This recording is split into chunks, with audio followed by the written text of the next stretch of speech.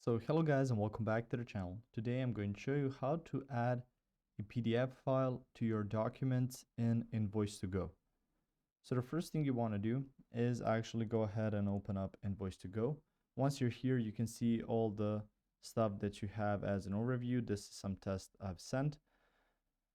So from there, you can see your clients, you can see your invoices, estimates, and you can even see more options. So from here, you can click on the plus sign. You can see an invoice, estimate, client, project. So this is all the type of documents that you can send. So let's go to some of the invoices and you can click on this invoice and then you can click the edit button. So from here, you can add some stuff to it, your product service, subtotal, discount, same date, payment instructions, deposit request, and stuff like that. So from here, you will also see the option next to the subtotal. So right now it says 250,000 RSD.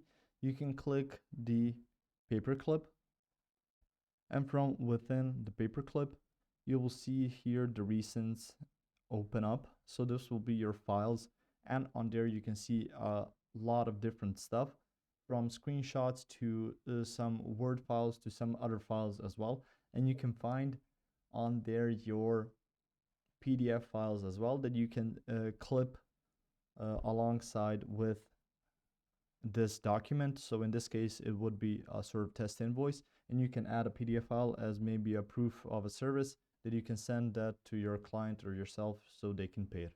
If you found this information helpful or useful, you can like the video. You can also share the video. You can subscribe to our channel and click the notification bell to get notified about new videos on Invoice2go or some other topics you might find interesting as well.